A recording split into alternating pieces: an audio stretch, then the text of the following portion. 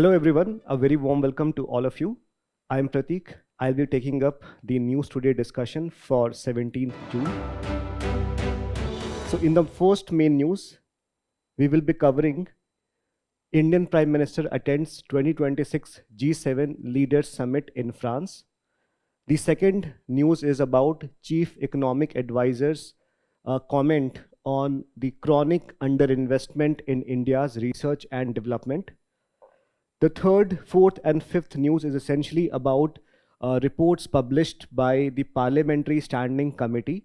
So the third news we'll be taking about the report on higher education. In the fourth news, we will be talking about the Parliamentary Standing Committee report on teacher education. And in the fifth news, we will be looking at the Parliamentary Standing Committee report on women and child development.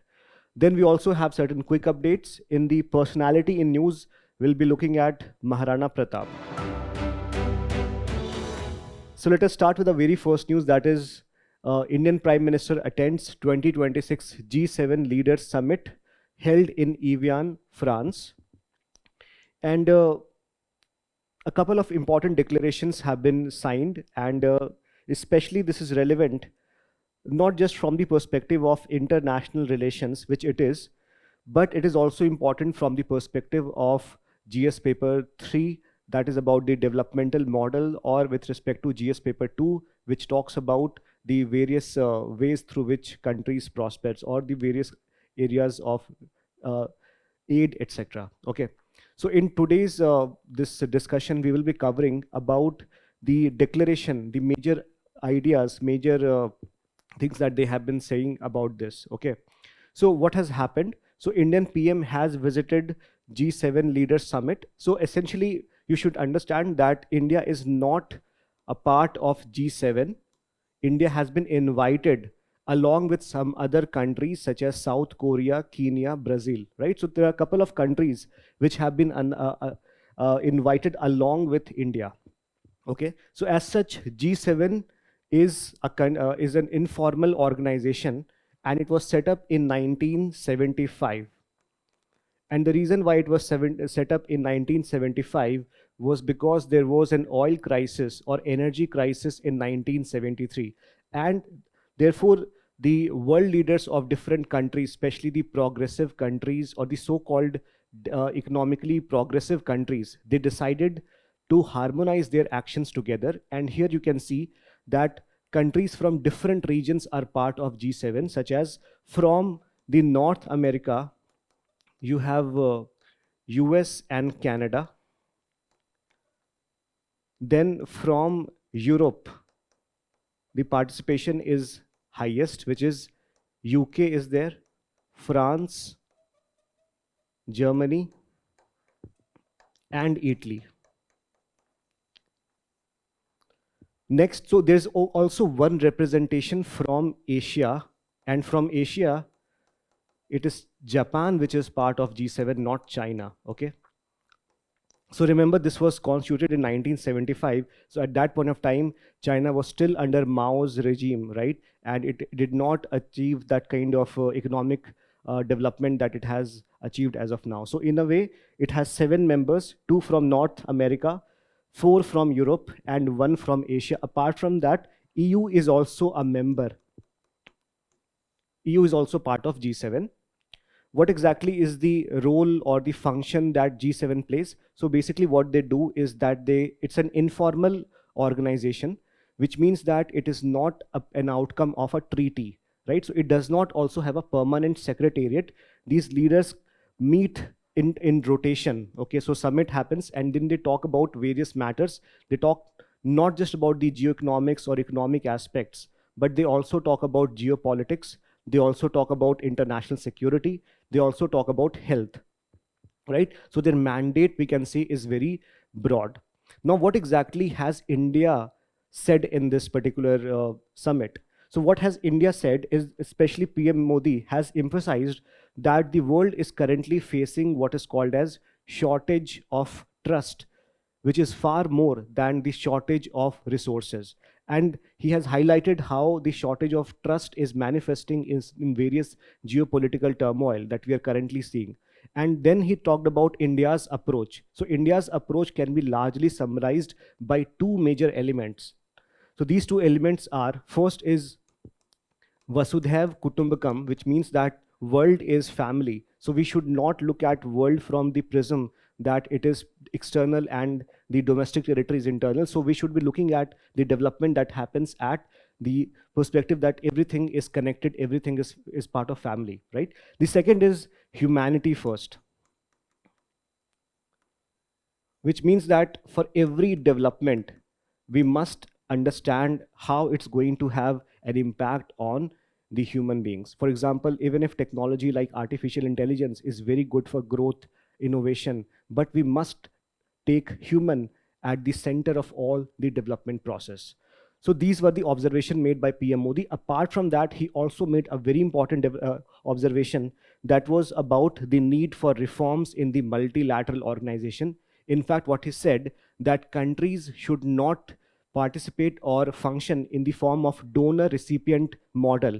Rather, he said that countries should focus or participate in terms of partnership, right? So this was one of the major takeaways from the G7 summit. Apart from that, there were key declarations have been adopted, and this spans across various domains. So when it comes to the developmental finance, there was a call to reform the multilateral organizations to ensure that the IMF World Bank framework is strengthening its three-pillar approach. So what is the three-pillar approach? So this means that under the IMF World Bank three-pillar approach, the vulnerable countries are assisted in terms of their structural problems, liquidity crisis, and what are the measures that are taken. So first is structural reforms. So this means opening up of the economy, liberalization, etc. The second is external financial support. And the third one is reducing this debt servicing burden, right? So the first thing that they have agreed or they have expressed some sort of consensus is on reform in global developmental finance and debt management institutions. So they have called for reforming within itself and not calling for creating alternative channels for development finance. So that was the major first takeaway. The second two are essentially is in terms of health. So secondly, the summit called about or urged coordinated international action to contain the Ebola outbreak in the Democratic Republic of Congo and Uganda. And thirdly, they called about committed to advance research on cancers, reducing lung cancer mortality, and improving global access to pediatric cancer data. So these two were about health. Then they also talked about geopolitical matters, where the leaders welcomed the recent US-Iran MOU, which has led to a ceasefire, and the formal agreement is to be signed on 19th June, where especially in Geneva, Switzerland. And then there are other modalities to be discussed that would include the opening of Strait of Hormuz, etc. So that is again a very important development. Apart from that, they have also advocated for a free and open Indo-Pacific. Also, the leaders expressed concern on over the North Korea's nuclear program. With respect to international securities, two other developments, two other points were highlighted. First was on migrant smuggling, where they pledged stronger action against human trafficking and migrant smuggling networks. Now, this is particularly relevant in the European context because there the attractiveness for migrants coming as or using trafficking as a means has become very stronger, right? Then they have also called for cooperation with online platforms such as Telegram, where all these things are coordinated. They have also talked about a new initiative called G7 Plus Ports Network, and the purpose here is to combat maritime drug trafficking and to disrupt related illicit financial flows. So as you can see, the declaration or the declaration that have been adopted under the G7 Leaders Summit is very inclusive. It talks about the financial model, it talks about health, it talks about geopolitics, and also about international security, right? So we have already talked about G7, but apart from that, you should also know that initially, so Russia was also part of the grouping called G8 from 1998 to 2014, but it was suspended in 2014 when Russia invaded and annexed Crimea, right? So this we have already discussed. Focus areas are global economic governance, international security, energy policy, etc. From this topic, UPSC has not asked a very straightforward question, but a somewhat a topic that emanates from the declaration. So it reads as follows: some of the international funding agencies have special term for economic participation, stipulating a substantial component of the aid to be used for sourcing equipment from the leading countries. So this is one of the things which PM Modi has expressed concern about in this particular declaration. Okay, so this term is called as tied aid, which means that if a developed country is giving fund to another developing country, then the developing country has to use that fund to buy products or equipments from the lending or from the leading countries. Okay, discuss the merits of such terms and if exists a strong case to not accept such conditions. Merits could be that it may improve competition, or it may include some sort of technology transfer. It can improve competition within the countries, right? It can also lead to creation of jobs. So that could be merits. So in a way, it will be very much similar to the merits on FDI. Demerit could be that it produce, or it kind of limits the country from getting aid from different countries, right? So it basically goes against the principle of sovereignty, right? So you can write more on this based on the declaration here. Second topic is Chief Economic Advisor V. Ananth Krishnan, Nageshwaran, sorry, has highlighted chronic underinvestment in India's R&D. And one of the secondary or the fallout effect of the low R&D in India is going to be that it will lead to existential threat to India's future corporate profits due to technology dependence and loss of geopolitical leverage. So here in this particular analysis, we will understand what exactly is the status of India's R&D expending in the country as of now, right? And why we have so less spending, what exactly are the reasons, and what can be done to reduce this trend, right? So first, when it comes to the status of research and development spending in India, if you look at the gross expenditure on R&D, in India, it is just 0.6 to 0.7% of GDP. Now, if you compare the same number with countries such as South Korea, it is close to 4.9%. If you compare that with Israel, it is around 6%. With China, it is close to 3%, right? So India is chronically really less when it comes to the gross expenditure on R&D, which is around just 0.6 to 0.7% of GDP. Now, another problem is not just the number is less, also its composition is heavily tilted toward government. In most of the developed countries, the research and development ecosystem is headed, or essentially it is it is prioritized by the private sector and not the government. But in India, this research spending is essentially mostly governed by the government. So if you look at the overall percentage of government spending, it is around 64%, and the rest by the private sector. So the composition of the spending is also a matter of concern. Now, we have taken a lot of measures to increase spending, such as India AI mission. There is also Atal Innovation Mission, National Quantum Mission, and Research Development and Innovation Scheme. Also, we also have another very flagship scheme called Anusandhan National Research Foundation. But the chronic underfunding in research and development continues.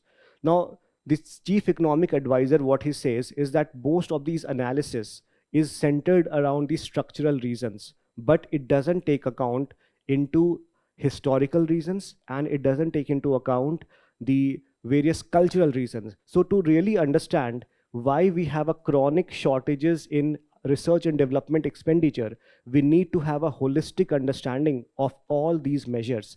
And therefore, in a recent article or a series of articles published in Indian Express, he has explained all these factors. So let's take a look into all these factors. So first reason that he mentions is that India has a very large domestic market, and in this domestic market there is also a substantial demand. So we have a captive domestic market which requires or which has a demand for a lot of products, and it really doesn't care what kind of quality you provide. So India does not, or the Indian producer does not have the incentive to sell their product in different countries, and therefore they are not that much concerned about the quality or the innovation part. So this is one of the important structural reason why Indian or there is very low R&D spending. So first reason is economic in nature. The second one is historical, which talks about the fact that during the British rule, we had a nascent manufacturing sector, right? But that was crippled because of the policies adopted by the Britishers. And therefore, what happened was, from the expertise in manufacturing, we became expert at trading or arbitrage. So in a way, that has led to colonial or deindustrialization, which continues even now. So this is the historical reason, which means that trading has been prioritized over manufacturing, and this trend continues. The third one again is an economic cause, which says that in India we have achieved what is called as financialization, which is seen in the developed countries. Now, what it means is that in most of the developed countries, the primary motive of the firms is to enhance the shareholder profit. And for the shareholder value, it needs to be created in as short duration as possible. Now, because of the enhancement of the shareholder values, long-term investment is often delayed, right? And that is why, because of this notion, because we have already we have financialized, but it is a premature one because we do not have the required base to sustain it. Fourthly, there's also generational shifts. So which means that the especially the third or the fourth generation family, right? So they largely care about investment or gaining maximum from what their forefathers built. So there's no incentive to further grow their empire. So this is one of the cultural reasons why the R&D spending remains low. Apart from that, there is systemic uncertainty. So this chief economic advisor has mentioned two things here. One is that India is a very complex democracy where elections after every 5 years is conducted, but it is also very disputed, it's very messy, right? Then there's governance problems, all these things are there. So there's a lot of uncertainty in terms of whether you will be able to sustain the policy for a very long period. Apart from that, India is also surrounded by hostile neighbors, right? Because of those hostile neighbors, India is not able to project or is use its resources to sell to its neighboring countries, or India has often been in the defensive mode, or India is increasing or spending on the defense or security related expenses. So this again is one of the major reasons. Then the chief economic advisors also mention another reason, that is geopolitical uncertainty and macroeconomic volatility. And this has also majorly shot up in the last 15 years. So in the last 15 years, we have seen several crises, including the COVID-19 pandemic. There was a Russia-Ukraine war, then West Asian crisis. Now, because of all such developments, geopolitical volatility, the investors tend to preserve or tend to focus on certainty, and therefore they do not want to uh, use their funding or the money for investment purpose. So these are the multi-dimensional reasons which the chief economic advisor has highlighted, has used to highlight the reasons for the low spending in research and development in India. Now, what exactly can be done here? So he has also provided certain suggestions. So first thing he has said that we should have a long term focus, right? And the Indian corporate boardrooms must be willing to absorb short term cost in pursuit of long term competitive advantage. And he backs this up with several short stories or examples of different countries. Particularly here, Japan example is very much relevant, where Japan, after the Second World War, it started following long horizon corporate strategies, and it was willing to absorb short term losses. In fact, the government also was willing to provide funding for such companies. So here we can take example from Japan. Secondly, recognize the convergence of interest.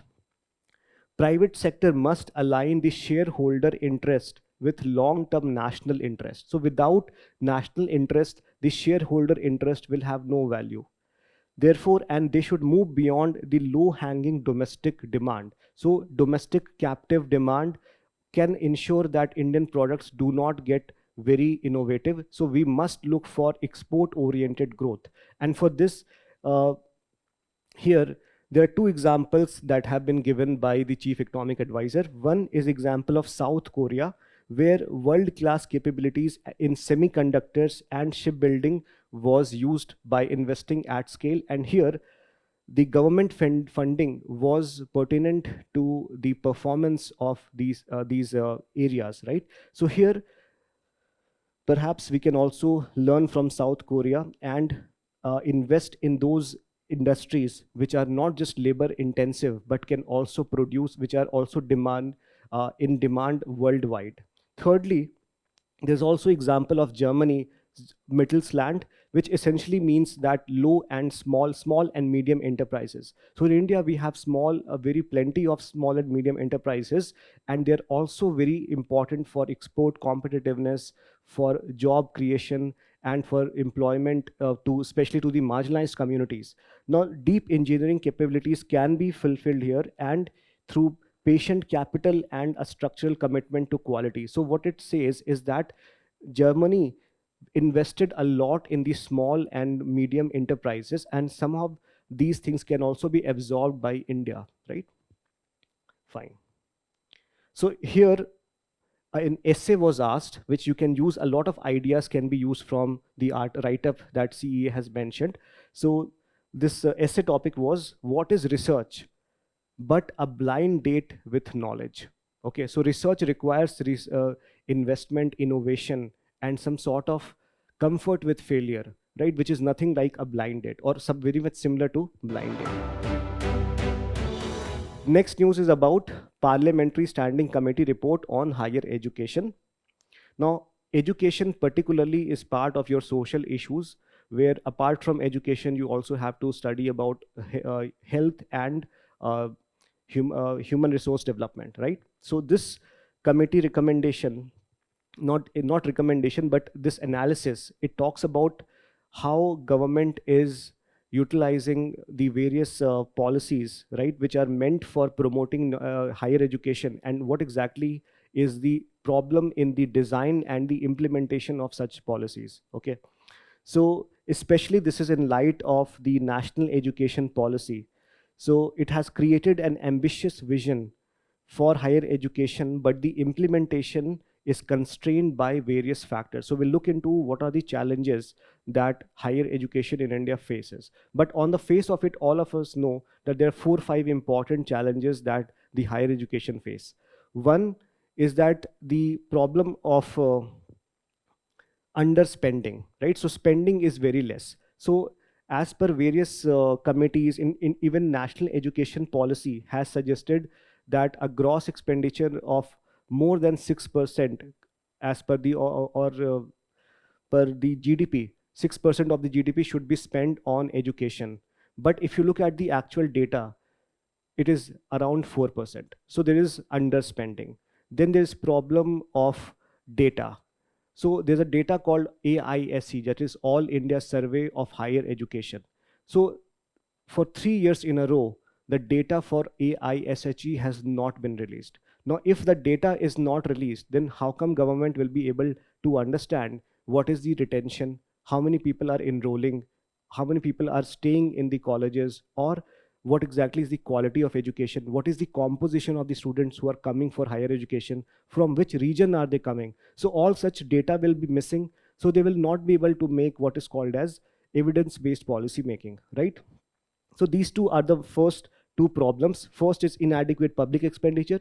Second is with respect to delayed education data. And what the Parliamentary Standing Committee has suggested, first is that you spend the increase the public spending at 6% of the GDP. At the same time, the annual budget should be grown by 8 to 10%, and this is to account for the inflation. Secondly, a fixed annual timeline should be there to release the data to prevent data delays from hurting policy planning, especially for the reserved category. And third problem that they have highlighted is that there is a growing inequality among institutions. On one hand, we have institutions of eminence, we have IITs, we have NITs, we have IIMs. On the other hand, where we have several state universities, private universities, where there is a lot of problem in terms of infrastructure, in terms of teacher quality. So perhaps there's a need to bridge this gap. And for this, the committee has suggested that we need to strengthen the state universities through PM Usha, that is Uchitar Shiksha uh, uh, Abhiyan, right? So this was essentially launched in 2023 to improve the access, equity, and quality across the institutions. And the fourth important recommendation, or the issue that they have highlighted, is that there is a weak implementation of institution of eminence, right? So institute of eminence was practically, or was brought in by the government in 2017-18, and the idea was that we wanted to create institutions that would figure out in the global 500 rankings, right? But the problem is only 12 out of 20 proposed IOEs have been notified. So what the committee recommends is that we should notify the remaining IOEs through a time-bound roadmap and expand the scheme to include social science and humanities institutions.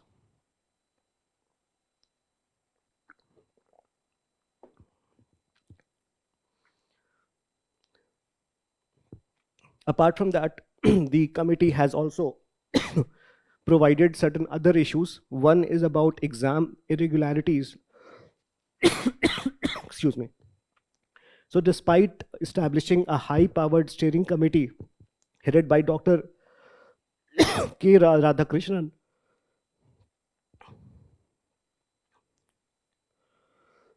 to monitor changes, there are paper leaks and exam cancellation which continue to cause student anxiety. So for this, time-bound implementation roadmap should be there in terms of reforming the NTA, establishing NAC regularities, etc. Then apart from that, there is quality issue as well, where skill gap and employability concerns are there, which includes industry academia disconnect. So what the committee has recommended is that we must integrate AI, machine learning, data science, cyber security, etc., so that the learning process does not become very much tied down to the syllabus linkages, right? Then other issues that they have identified is weak research and innovation ecosystem, digital divide, etc. And the recommendation is that there should be a national commission for Indian knowledge systems. So if you look at this recommendation, this report, it will give you a very good idea about what exactly are the challenges in India's higher education system and what should be done to prevent that or to reform it, right? So we can use this article to substantiate our answers. And here there was a question that was about exam irregularities in India. And this question was about what are the aims and objectives of the recently passed and enforced the Public Examination Prevention of Unfair Means Act 2024, whether university or state education board examinations too are covered within this act, right? Let's talk about the fourth news, and this news is again, so the previous news was about education in general or higher education in general. And now this topic pertains to teacher education, the Parliamentary Standing Committee recommendation or observation on the teacher education.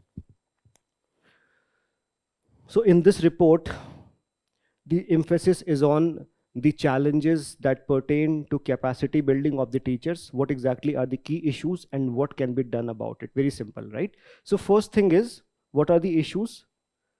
So first is that we need to integrated some sort of integrated teacher training program is to be there, because as of now we have a B.Ed kind of system. Now the B.Ed kind of system is not very much aligned with the industry standard, and it also is not very dynamic in nature. So what the suggestion is that we need to upgrade teacher education institutions in phases, and we should curb commercialization, right? And then it should also be aligned with the NEP guideline, that is 5 plus 3 plus 3 plus 4, which is 5 would be from 2 years pre-nursery plus or 3 years pre-nursery or Anganwadi plus 2 years class 1 to class 2. 3 would be class 3, 4 and 5, 6, 7, 8 here, and here at the last stage you have these secondary, which is 9, 10, 11, 12, right? So this should be aligned with that. And for this, National Council for Teacher Training Institution has incorporated the ITEP's curriculum in the IITs, NITs, and the regional institutions. And for that, multilingual pedagogy is used. And now why it is used, that why we have the multilingual pedagogy? Because yes, definitely English should be used as a matter or as a way of teaching, one of the language of teaching. But at the same time, the teacher should be aware of the regional language, right? So that he or she should be able to communicate his ideas in the language where some of the students would be comfortable.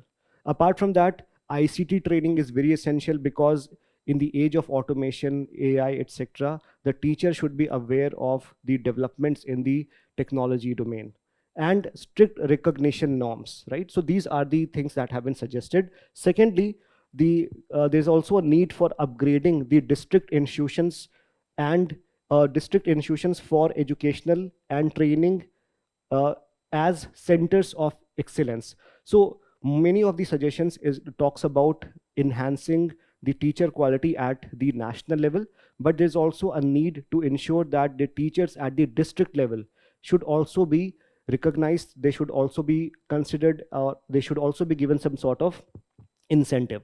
And for that, what has been suggested that there should be a center of excellence with respect to the district institutions for education and training. And for this, the high performing DIETs should be recognized, and they should be given certain incentives.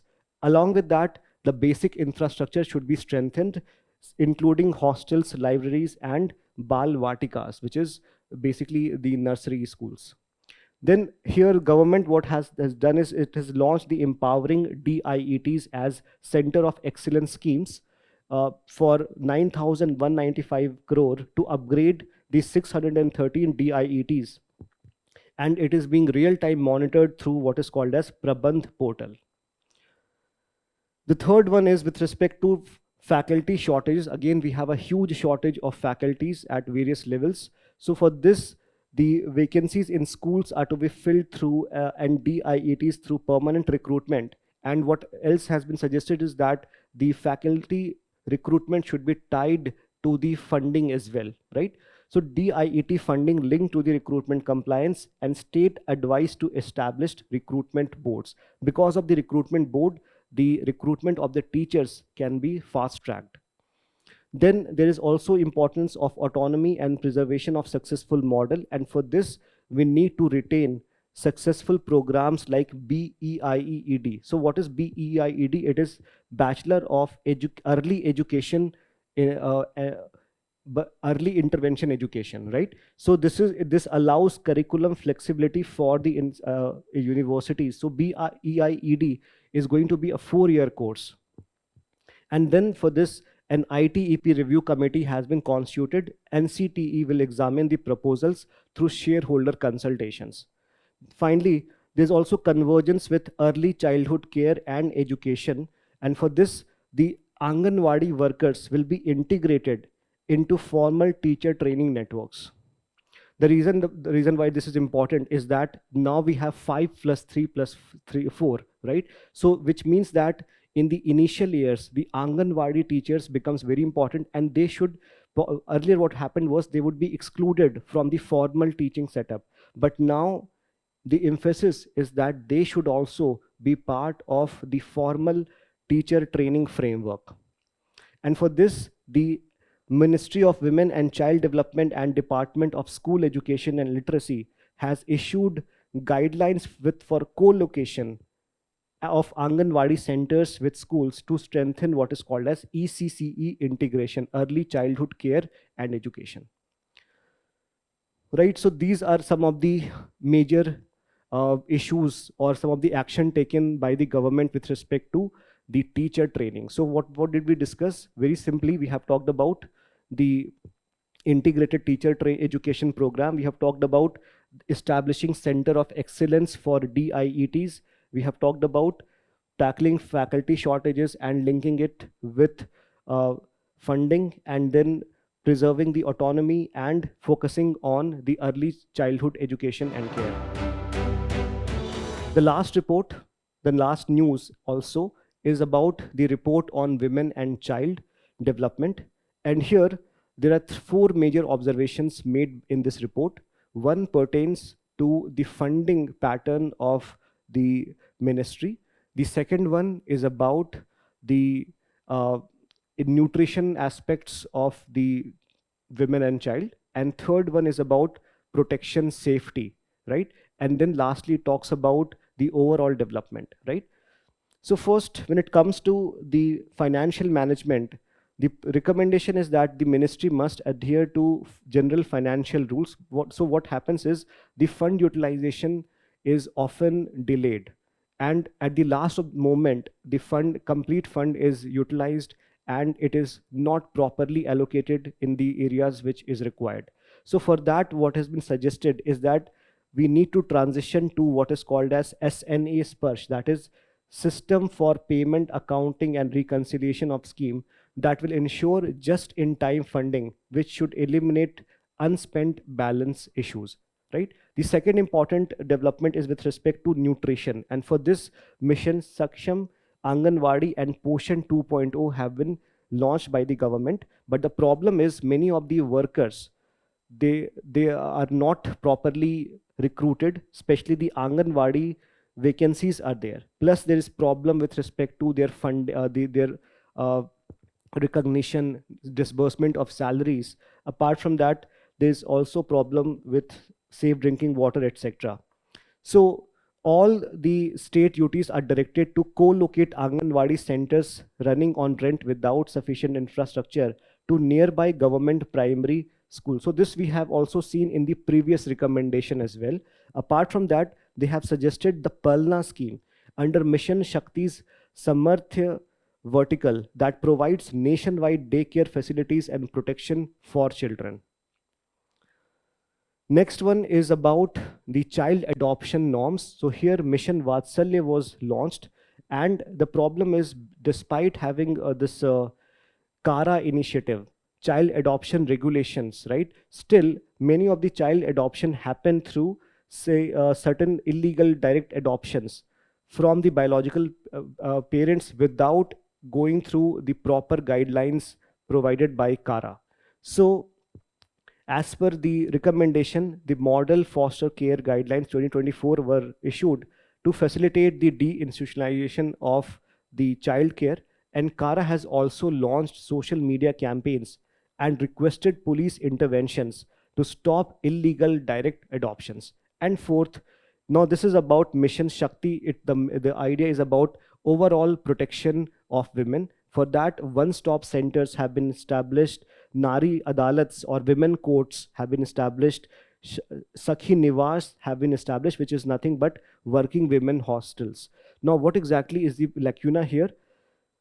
820 OSCs are currently operational. Rupees 5,000 crore has been allocated into 28 states for the construction of the working women hostels. At the same time, what is required is that many of these funding, many of these institutions, they should be running sufficiently with proper financial backing.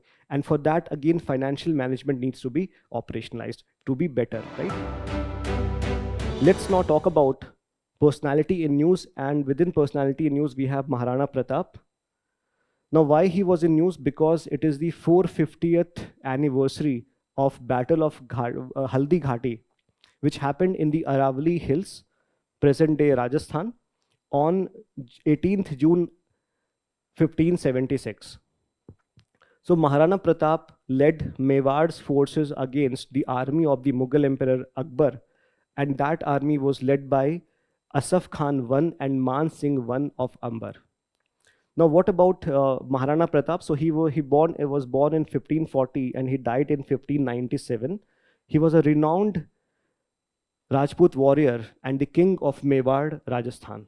He was born in Kumbhalgarh fort into Susodia clan, and he refused to submit to the Mughals during the reign of Akbar, leading to the Battle of Haldi Ghati.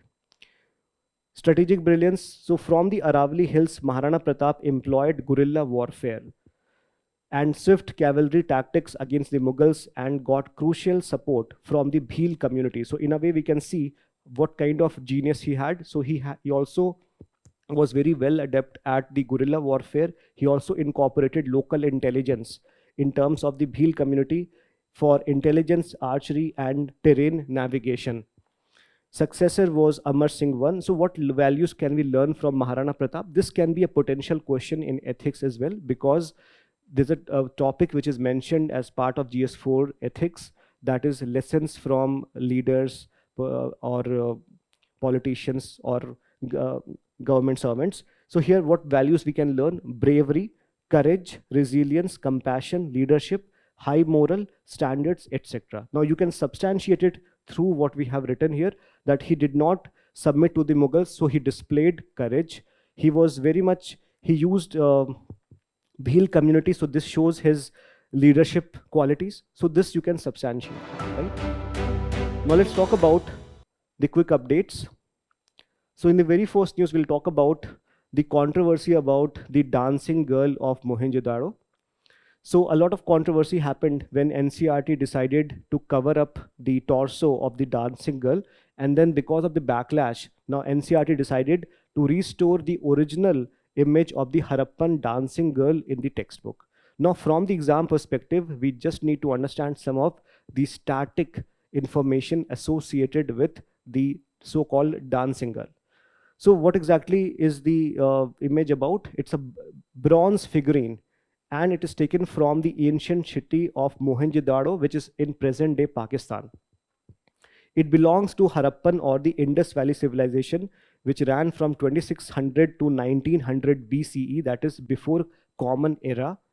It was discovered in 1926, led by John Marshall. In fact, interestingly, the name Dancing Girl was given by John Marshall himself, right? And many of the Indian scholars have contested that this idea is very much a colonized version, right? It should not be used, but still this name has stuck. The figurine is about 10.8 centimeter tall and is currently housed at the National Museum in Delhi. It is created, or it has been created, using the lost wax casting technique. Now, some of the other artifacts which are from the Indus Valley civilization include the Setite priest king from Mohenjo-daro, Pashupati seal again from Mohenjo-daro, terracotta figurine of Mother Goddess, pottery, etc. Next topic is about GI tag. So in Jharkhand's Bhagaya skill, Kuchai skill, Munda jewelry, and bamboo craft have received GI tag. So this is important from the prelims perspective, that from which state these products are. And interestingly, see, GI tag is a concept where a product is linked to a particular geography, and the idea is that the geography should, the product should be of high quality and it would boost the recognition.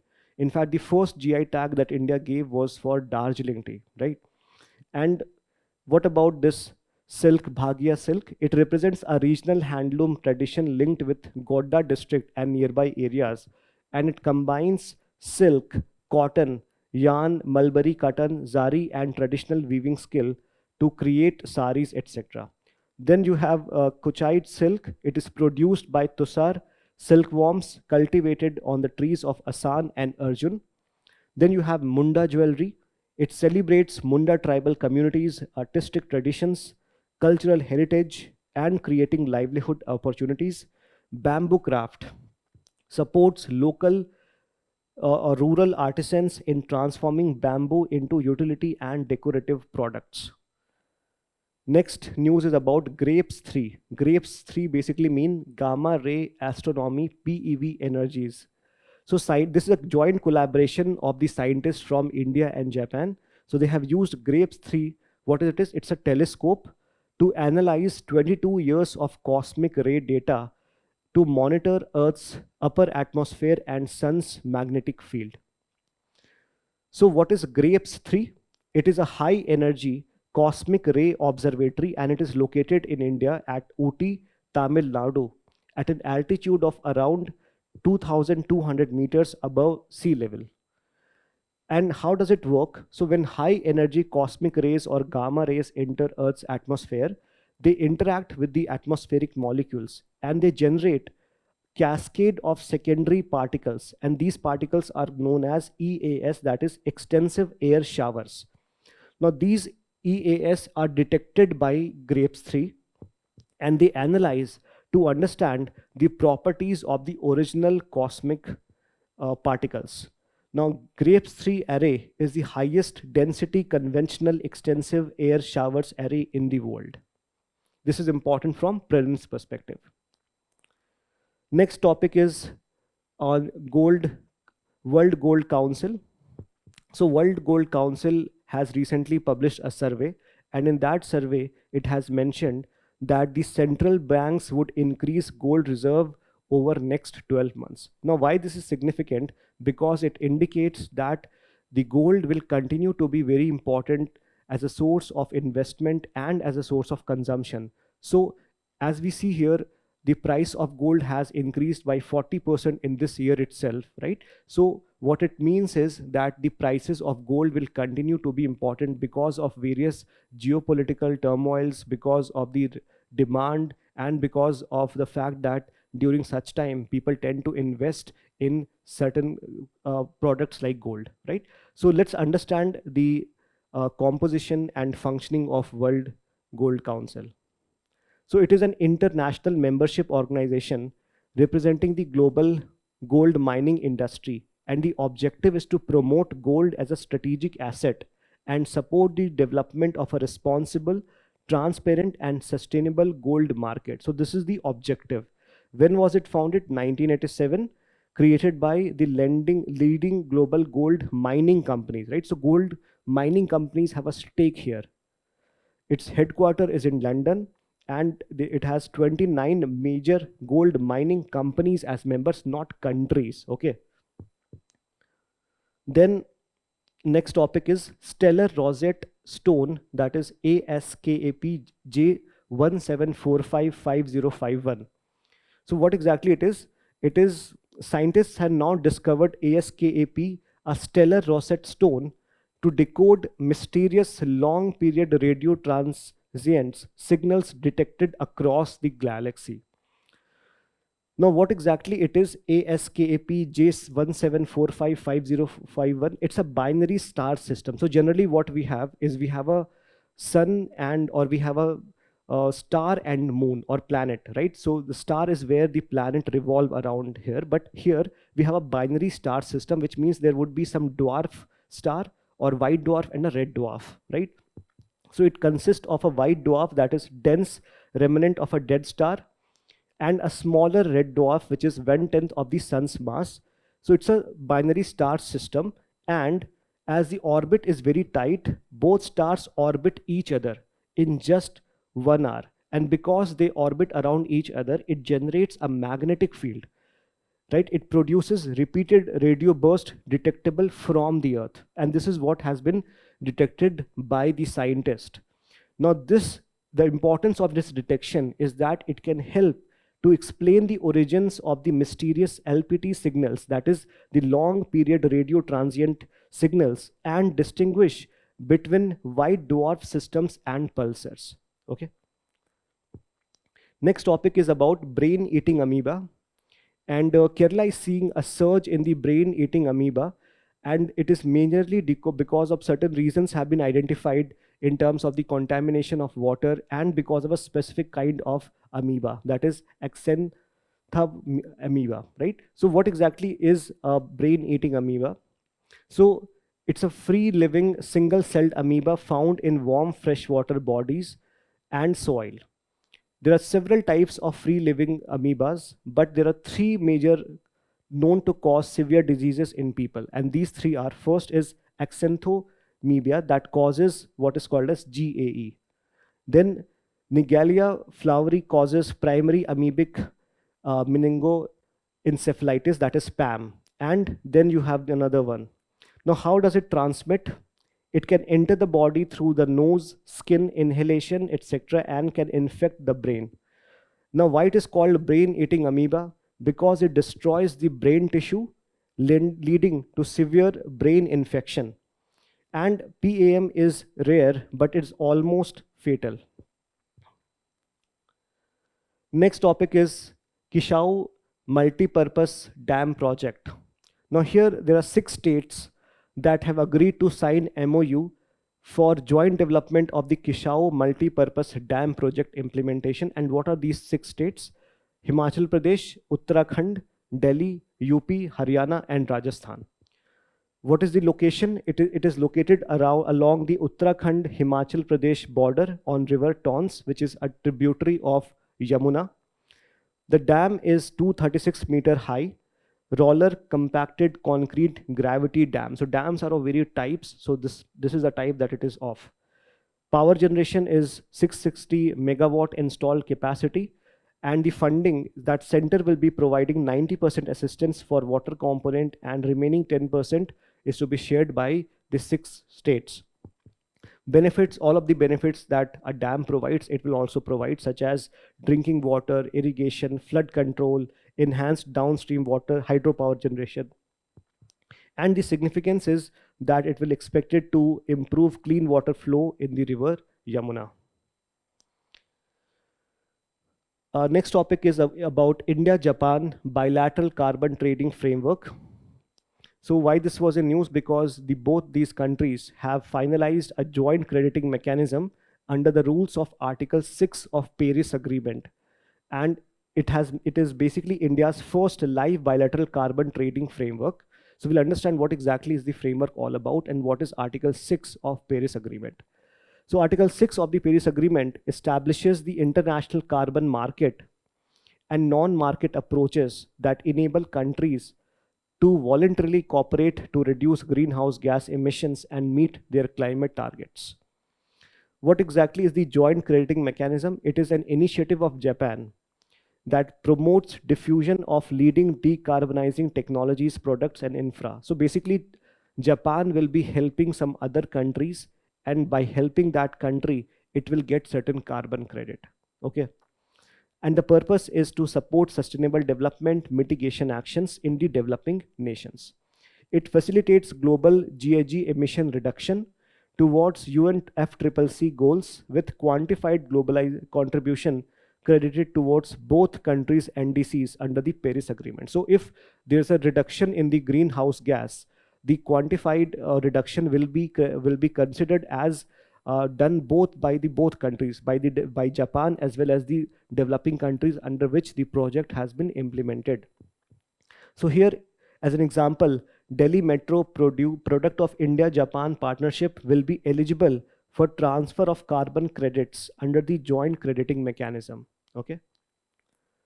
Next topic is about Huensang, and this is again a very important development where India and China are in talks over joint UNESCO nominations for Huensang's travelogue, The Great Tang Records on the Western Regions.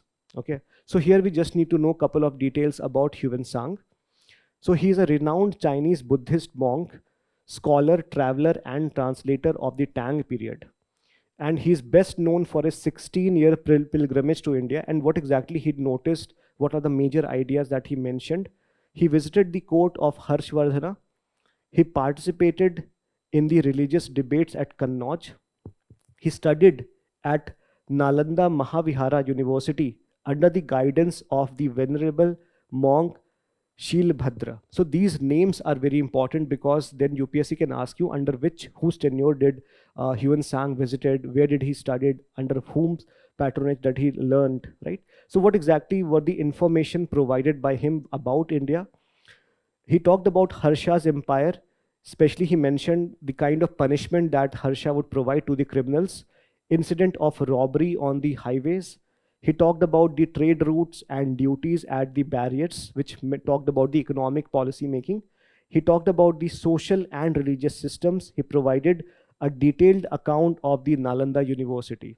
So these are some of the important static information that we should keep in mind.